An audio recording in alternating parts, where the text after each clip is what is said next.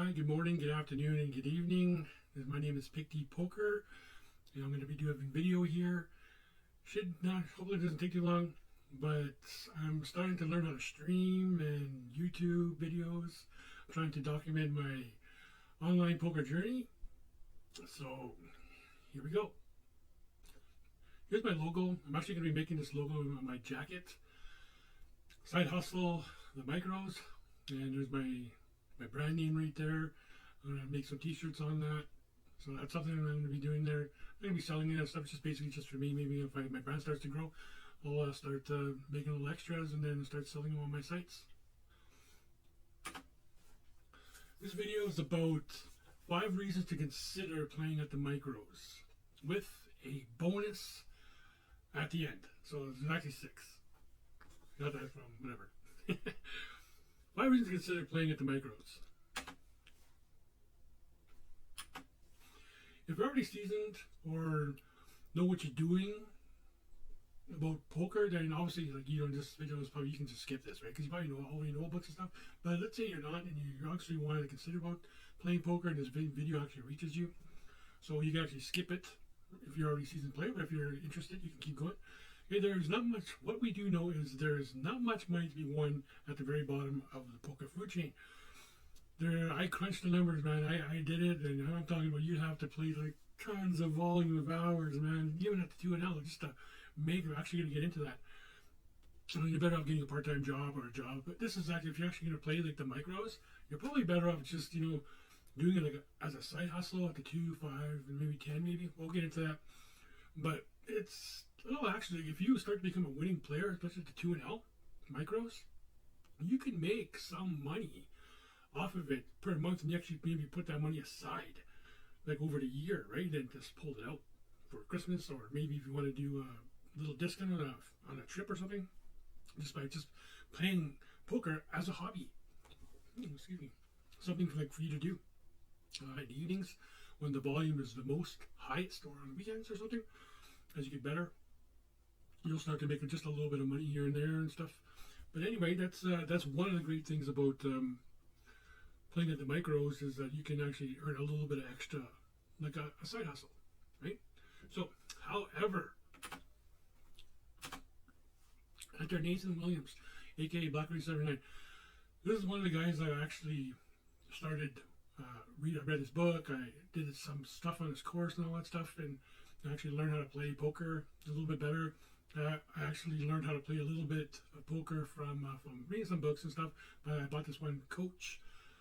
3 sessions with him, and he actually unlocked some stuff for me and showed me some gameplay stuff for me, and you know, it kind of opened up my mind a bit. And it's like, holy geez, like I was like so much like 3-betting. I never 3-bet. I just called. And, like, I think it was our second or third hand. He said, okay, just shut it down.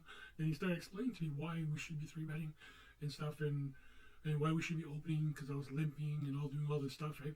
So he actually unlock some stuff. You know, it's like there was only 3 sessions, right? There was one just an hour gameplay, and an hour of using a HUD, and it was an hour of calculating pot odds and all that kind of stuff. So he just did that, and it was like $50. So it unlocked some stuff, right? And so I moved on, and I found Blackberry79. That's actually how I found that guy inside the forums. So anyways. So, Nathan Williams, actually, he's a professional poker player from Canada, Vancouver, Canada. He lives over in Thailand now, I believe. He's been over there for a while. He's been a professional poker player for a long time, like since early 2000s or something. He left Canada and moved over there because the cost of living was a lot cheaper. So, yeah, it's a pretty good read. If you actually want to know a little bit about him, there's a lot of stuff on him. He has sites and stuff like that. He has bestseller books. I read one of his books, and he has an elite university to do or something. But yeah, I learned a lot from that guy from just playing poker. So that's the link right there. I'll see if I can get that link into the description. And because I'm still figuring this stuff out, right? Like I don't really we only have so much time to study at poker, and I can't be online. They constantly just trying to figure out how to do it. Like I'll learn it as I go along. But so that's why I put it on the page there. Like that's the thing for the if you want to read this. So basically, what it says about playing at the micros is winning poker players at stakes like 2L, 5L, 10L, those are like the bottom of the micro stakes, can expect to win around $100 to $500 per month. Winning poker players at higher stakes like 25L, 15L, and 100L can make significantly more though, between $750 and $2,000 per month. Rake back and bonus will often add hundreds of dollars more. That's right, because you get a rake back bonus, so you'll get some bonuses with that, and any other bonuses that you have, like within the poker slate that you play on. However, these are just rough numbers for an average person who plays semi-regularly, multi-tables a bit, and takes the game fairly seriously. So they study their hands, read books, table selects, all this stuff. So just because you started playing poker doesn't mean you're actually going to win this kind of money, because there's a learning curve, right? Well, we'll get into that. You're not going to always win like right away. You got to learn how to play the game. You got to learn all this stuff. Poker is very complicated, and it's far from being solved, from a lot of people say, because it's the human element, right? The solvers can't solve that, like the human element. So, I mean, when you get to tune out, you'll know what I mean about the human element, man. They're playing all kinds of hands or whatever. Anyways, I don't know too much about that. I'm just starting my poker journey as well. And okay, anyway, if you want to make the real big money in poker, you have to play higher limits, which is true, right? But you can still make a ton by playing a lot of tables and specializing in the micro stakes like he does. So micro stakes, like even if you're grinding and you get really good at poker and you're grinding like the 10 and L, you're talking about some serious money. Not serious money, but you know, like if you're in a place where there's not that much work and you're on some kind of income from the government, and all you have is poker to play because there's no other jobs, and if you can grind up a couple $100, hey man, that's a couple $100 you never had, right? So all this stuff that can benefit from you just playing at the micros, but eventually, if you want, you actually start moving up the stakes. As long as like you're not, as long as you like your bankroll is good to go. But we'll go into that a little bit further. Anthony, once again, the gameplay breakdown. So I broke this down for you how it actually kind of pans out, so you know, so you're not there crunching the numbers. Okay, we'll just take 2L, $150 per month. And this is actually inside the news article that he wrote. You can make $150 a month, playing 50,000 hands. 50,000 hands is a lot of hands, man. This is, so I calculate for 30 days straight within a month, right? 30 days. Win rate is calculated by 100 hands per hour, and I'll go into that a little bit later. So 50K hands divided by 100 is 500. So 500 times $2, the big blind, that's how you calculate win rates, is with the big blind. So that would be $10 per 1 hour per 100. Okay, so 15 times $10 is $150. You have to have a 15 BB win rate to have $150. So that's like that's really good, man. If you can do 15 BBs with 2 and now, it's pretty good. Some can do higher, some can do less. Some people just do 2 or 3. So you can imagine, right? It's just the skill level. So you cannot do this by one tabling. Okay, you must multi-table to achieve this goal. Okay, 50K hands, we must play 1,667 hands a day. Okay, this is at 6 max only, okay? Because I'm a 6 max player. 6 max, we can expect to play about 85 hands per 1 hour, depending on the player decisions and when players leave. And basically, when the players leave, come off table, sometimes it goes 3-way, 4-way, 5-way, 6-way, back to 5, 4, and it's because it keeps breaking up and stuff. So it all depends, right? Even there might not be any games on your sign up, maybe just 1 game, 2 games, 3 games. And you can't really get into mass volume, right? Because not enough people playing at that stake. So it's gonna take a little while, right? Oof. So that's 19.61 hours a day, just one tabling. That's it. Divided by 4 tables, that's about 4.9 hours. So you will have to play 4 tables, 5 hours a day, every day for 30 days for 6 packs online to achieve 50,000 hands. So that is a lot of hands, man. That's a lot of grinding. So if you're lucky to play 5, 6 tables, man, but the more tables you play, the more you start to have to think, you're fast playing and stuff. So especially if you're a new player, you're only be playing 1 table, 2 tables. I mean, that's about it. And then you'll slowly add on because your decisions aren't that very good right now, right? So, so reason number one, why would somebody want to start playing poker? Why would you even consider playing poker at the micros? So I read through a few of them. Here's number one, a hobby, okay, a new way to socialize. Poker offered at a nearby casino. You always wanted to play, but you never knew how. You didn't want to lose all your money.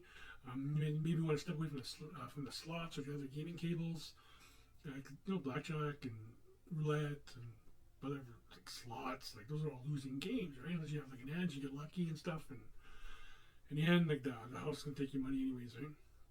So maybe you just want to get, or maybe your wife or husband wants to go and play slots, and maybe you want to go play poker. It's because you've seen it, it's offered. So I want to play, but I don't want to play.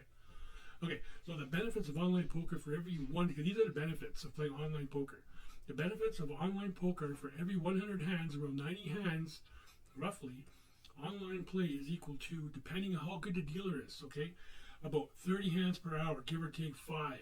Because people are decision making, like everything's decision making, and people leaving and all that stuff. So it's going to depend. So I just said about 30. Some people say a little bit higher, 33, 34. Some people say 25, but that's why I said 30, give or take 5. So giving them 2 hours more experience. So hypothetically speaking, okay, what this means is, say about 2 hours more playing experience, in 1 hour versus 1 hour of live gameplay, depending on the table players will be coming and going. So what that means is for every hour that you play live, you're going to get an hour playing online and then an additional 2 hours of plays if you're playing live. So if you get 1 hour of online gameplay, you would have to play 3 hours of live play just to get that 90 hours. I mean, those 90 hands in, you can get that in on just one table. Okay, that's what that basically means. Hope that makes sense. That's just one table online. Now imagine the experience you're going to get like when you start multi-tabling, right? You're not playing one table, you're playing two. Like you're just getting better and better, like faster. That's why players are getting so much better. The older generation of poker players took them years to get to hone their craft, right? And now you can get that in a year. And there's so much studying out there. There's so much stuff out there now from poker. It's insane, right? So.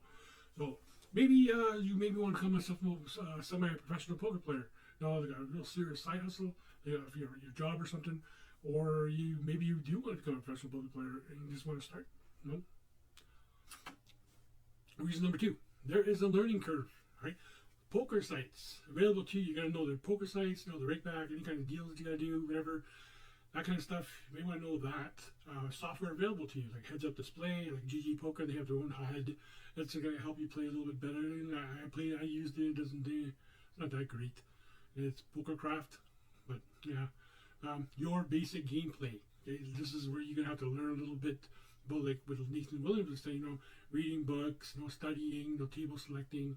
So what is table selecting? Just looking for players who are kind of weaker than you are, so you can actually win money, right? So if you have 6 players in the world, and you're the 6th best player in the world, and there's 5 other players that are better than you, and you guys all sit at the table, you're the sucker, right? You're the fish, because you guys are going to take all your money. And then that's the same thing if you're a bad player, and you're sitting at a table, and there's a bunch of other bad players too.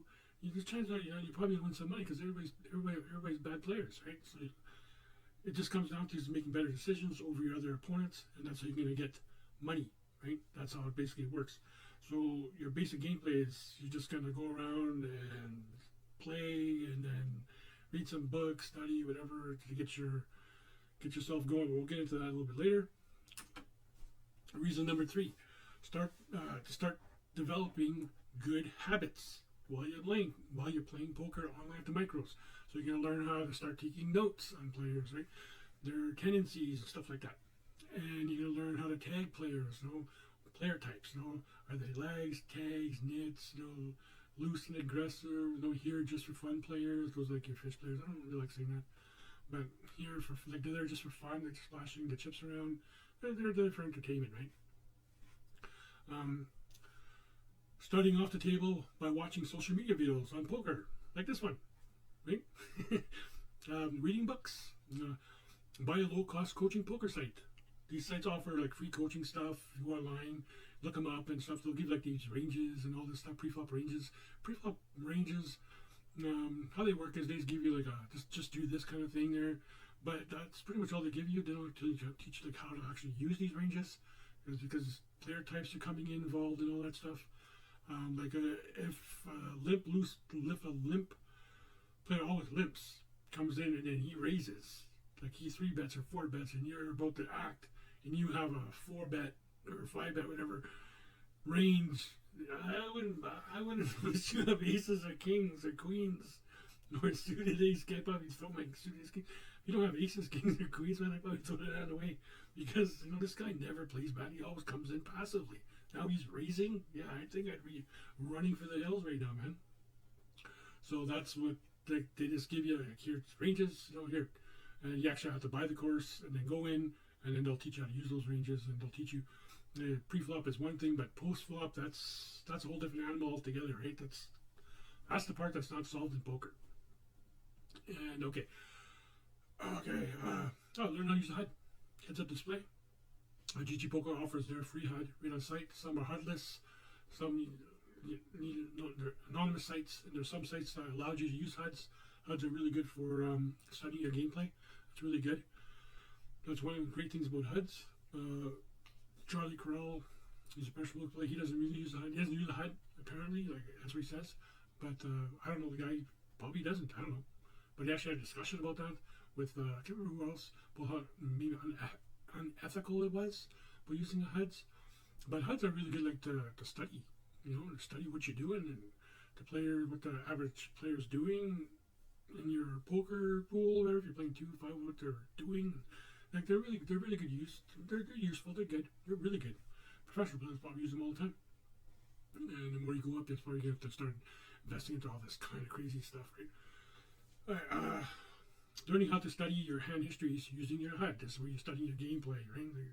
You're looking it up. Okay, this is what's going on, and you need some help with this hand, and then you'll get some feedback when you find a forum or something, and get into that. And you start asking questions about whatever. So they're start developing good poker habits. Reason number 4, bankroll management. This is the big one. This is the crazy one, man. I had a lot of trouble with bankroll management when I first started playing online poker. I was playing at stakes that I wasn't supposed to be playing in. I wasn't bankrolled for them. I was just buying in, buying for $200, and then that's it. And then I said, okay, well, that's the end of that. And then and then that's it. And then next paycheck, throw another $200, and so I started going down a little bit. Then chasing, oh my god, it's just crazy. This was like all me. Okay, so here, learn how to handle your online playing funds. Yes, perfect. So if you only have $20, put in $20, and then just play it out. And if it goes south, then don't put $20 back in. Wait till next month, or wait till next pay. That's what I did. Do not gamble. Do not chase your losses. Tell a story of Phil Galfond. Okay, Phil Galfond is also a professional poker player. I subscribe to him, and he's pretty. I say to Charlie Cobb, so I subscribe to him too. I say to Nathan Williams, I'm subscribed to him too. But Phil Galfond told us one story where this one guy is actually telling him, like, you give an example. Let's say you're down, you're playing. And then the high stakes games or something, and you're down like $5,000, but you have a win rate of $100 and something or $200 or something an hour at that stake, and then you're down 2.5 buy-ins, and it's up to, so you're playing a $2,000 game. You lost one buy-in, it's $2,000. You lost another buy-in, that's another $2,000, it's $4,000. Then you lost half a buy-in, that's $5,000. And then the guy explained it to him as you have an hourly win rate of, for example, of like $200 an hour, right? And then basically what you're doing is you're gambling, right? You're sticking around to win $200. You're sticking around to get unstuck of $5,000. You're hoping to get into a monster pot with somebody to win your money back. That's basically what he's saying. Like, you only have a win rate of $200, and you're trying to win $5,000 in 1 hour. You're gambling. You go home. Forget about it. Go home. That's basically the story. That's pretty cool story too. I listened to it.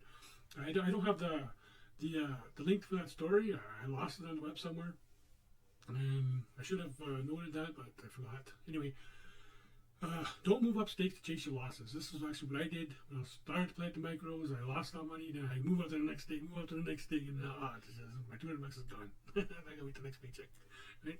Because I wasn't out of control or anything, where I was putting my whole life savings in. I just 200 bucks. That was good enough. That was it. So learn to walk away when a certain amount of buy-ins have been lost. Now I do this all the time now. Once I lose a certain amount of money, I just stop. Right? I just stop. And then I guess that's good. Maybe I'll stick around a little bit, like to see if the session develops. But if it's just nothing's happening online, it's like it's okay. That's enough. I'm done, and that's it. And then I'll stake down. So, for example, I was playing at the 5-0. I would just go down, move back down stakes to the stake I'm already beating or making money off of, and just play in there for the remainder of my session. That's it. Always start. There's another good thing is always start your next day with a mindset of this is my current balance right now. This is my current bankroll. Don't think of it as, oh my god, I have to put my money back. No, I'm down like 10, 15 bucks. Forget about that. Like just say, okay, well, I started out with 20, whatever, to get up. Oh, my bankroll's like 50. Okay, so this is my bankroll. I was like right over there, saving it still $10. That's my bankroll. I was like, oh my god, I got back 20 bucks. I was like, oh my god. I actually seen this one guy. He actually, we're at 2 now. He rounded up like 22 bucks. And then he just punted it off, man. He lost it like in like 2 hours. He wouldn't get off the table. Like, dude, like you just won 2, like you bought it for 2, and then you won 20 bucks, man. Like, and then now he's chasing his losses, right? That's how he thought. Like, I'm chasing my losses, like, he's down 18, 15, 12, it's like going on. He's still playing. Now he's forcing the action, right? He's going. And it's like, oh my god, dude, get off the table, man. Take your money and run, man. Get into another table, like, build your bankroll. But he was chasing his losses. So that was unfortunate for him. Yeah, he got felted. Reason number 5, handling tilt. This is, I'm just going to go down the list over here because this is like a major issue for a lot of players. Tilt, bankroll management. One of them is tilt, handling tilt. So I'm just going to go through it. I'm just going to read it off. Okay, what is tilt? Okay, tilt is all kinds of different stuff. It's basically just something that just messes with your game. Like you're not playing poker anymore. Okay, you're just doing all kinds of crazy stuff. And this is just some of the stuff. This is not all of it. Just some of it. Okay. Upset from a losing hand, right? You're mad from a losing hand. Players always folding when you finally have a good hand, right? Players always calling and raising your weak opening hands, but never your good starting hands, right? Like you jump in, you jump in, everybody calls, or someone eventually raises, you bet, and then everybody folds, that kind of stuff. And now you have a really good hand, you raise or you open, and everybody folds. Like, oh my god. Been waiting for an hour for aces, and finally got it, and everybody folded. Like, oh, frustration, right? It leads to frustration. You're frustrated. You're angry, right? Now maybe you start forcing the action, right? You're playing like revenge, right? Back up to upset from losing a hand. Now you're playing you're trying to get revenge on somebody, right? You're playing questionable hands, like you're raising, you're forcing the action. A player who sucked out on you or whatever, right? Got you in a cooler spot. And basically, like beat goes on, right? The list just keeps going on and I can go on and on about tilt, basically, when you're on tilt, you're not playing poker anymore. You start gambling, it's not good. It's a big leak, and a lot of new players, like I had it, big time tilt. Now it hurts a little bit, but I'm getting a lot better now. But yeah, that's tilt, man. It's crazy how tilt can just mess with you. Okay, the bonus one. Reason number 6. Bonus reason. The bottom line. We are not here. We are not going to make money at the micros. Okay? However, we are here to learn how to play poker. If you win money, awesome. That's the whole point of, well, for me, probably a lot of other people is, and probably a lot of coaches and probably teach their students who are teaching it or learning the micros.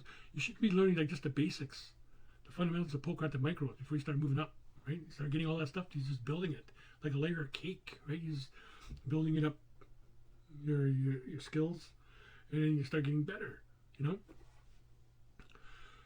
Move up as you beat each stake.